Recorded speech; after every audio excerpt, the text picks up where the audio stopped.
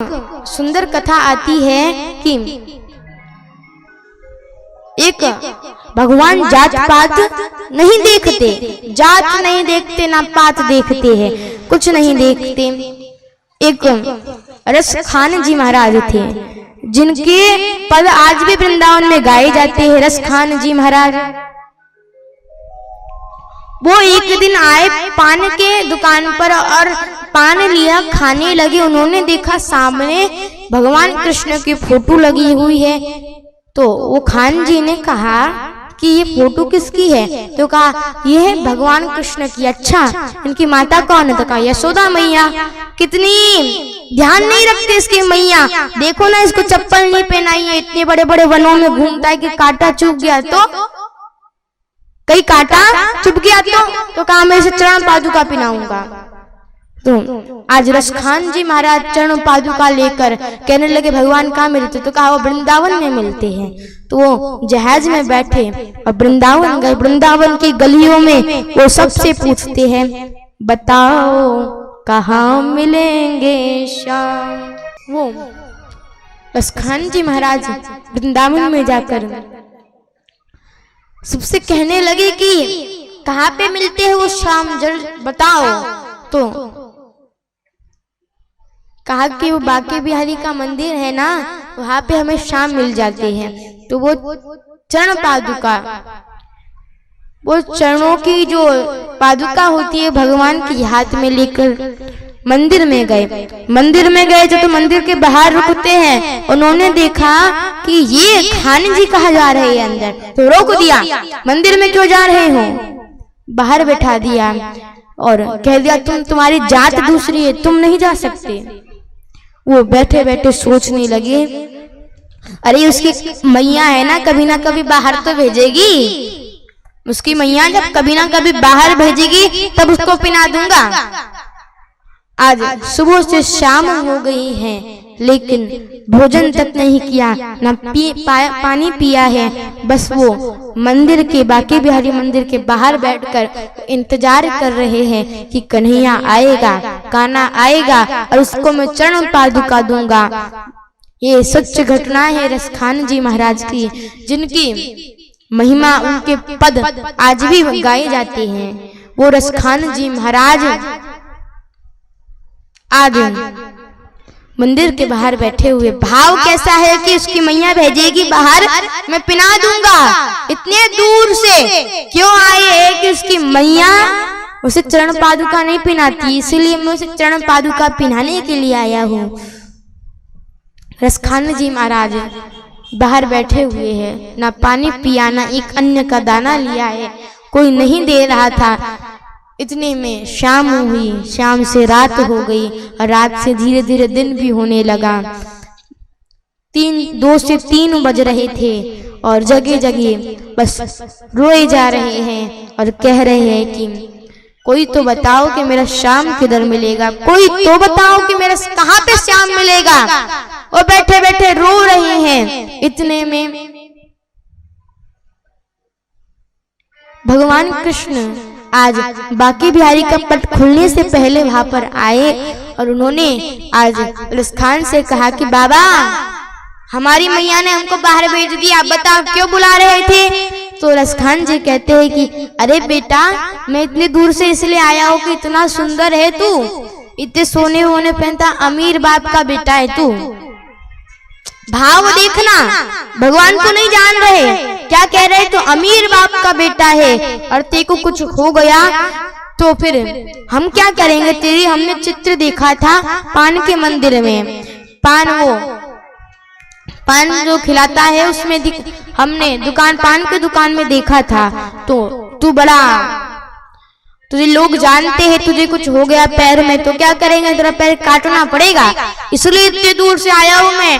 तो ले तेरी चप्पल दी, मैं तो चप्पल लाई है, चरण पादुका लाई है, ये तू पहन ले, ये तू पहन ले। तो भगवान ने आज क्या समझा? और वो भगवान, ये बात है कि भगवान जात नहीं देखते और ये सच्ची घटना है। और यहाँ पर रसखान जी महाराज के हाथ से उन्होंने वो चप्पल पहनी और चप्पल पहनने के बाद जब बांके बिहारी जी के पट खुले तो आज जो बांके बिहारी जी की मूर्ति है उसमें चरण पादुका के कोई चिन्ह नहीं है। लेकिन जब रसखान जी महाराज ने उनको चप्पल पहनाई तो भगवान ने संदेश देने के लिए आप बांके बिहारी के मंदिर में जाना, ध्यान से देखना, एकदम ध्यान से। तो जो रसखान जी महाराज ने चरण पादुका भगवान के लिए लाई थी आज भी वो बांके बिहारी जी पहने रखे हुए, उतारते नहीं है कभी। वो कहते हैं कि मैं भक्त का प्रेम है, उसी प्रकार भगवान भक्त की कभी नाक नहीं कटने देते। और आप श्रद्धा विश्वास लेकर यहाँ तक आए हो, शुद्ध बुद्ध भूल जाते हैं। गोपियां जब भगवान से मिलने जा रही है तो जो लाली मुंह को लगाते, लिपस्टिक को काला गाली आंखी पे, गोपियां भगवान से मिलने जा रही, इतना शुद्ध बुद्ध भूल ली कि जो लिपस्टिक को आंखें में लगा ली और जो आंख में लगाते हैं ना सुरमा जिसे कहते हैं, वो काजल जो लगाते आंख में वो होठों पर लगा लिया और नाक के कान में पहन लिया, कान के नाक में पहन लिया, चूनर नीचे लपटी है, लहंगा ऊपर पहना हुआ है। अब आप कभी देखना, आपकी लिपस्टिक को आप आँखी में लगा लेना और होठों पर वो काला काजल लगा लेना और कान के उल्टे सीधे पहन लेना और शीशे में देखना, और किसी के दांत बड़े हो ऐसे तो देखना राक्षस लगेंगे।